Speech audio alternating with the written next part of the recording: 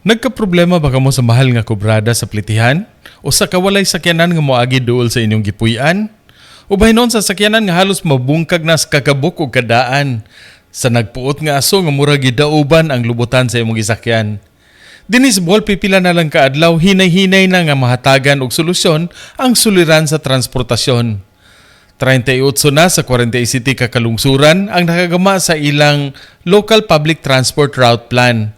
Ang plano nga gikinahanglan sa Land Transportation Franchising and Regulatory Board agi og basihan sa ilang tugutan nga mga sakyanan nga mobiyahe sa mga lugar nga sa mga pampublikong sakyanan wala pagialagaran. Kunwa pagud pod magtamhang ang mga kanhing pangagamhanan, dugay ra gyud unta nga nahimo kining importante nga plan. Apan kay walay matan-aw nga kapasikaran, ang LTFRB dili makahatag og linya sa mga sakyanan nga mudagan sa inyong biyaheanan. Maayo sa Bohol kay human nasuta ni Gobernador Aris Aumentado nga kini ang suliran nga ang mga tao mangutang na lagmotor aron may masakyan, gihimo sa Bohol ang Intertown Public Transport Route Plan aron pasudlan sa mga sakyanang dipasaheroan ang mga ruta nga tadlas sa mga kalungsuran.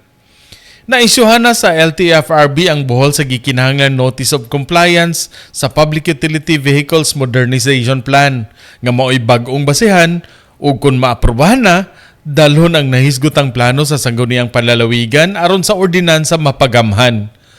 Kung makalusot na ang ordinansa, ang mga kapulisan sa kalungsuran pwede na nga manakop sa mga iligalista nga nangobrag sobra, mga kagang nga mga sakyanan ug kadtong mga walay gihuptang prangkisa apan nagkolorom ug namasahiroan.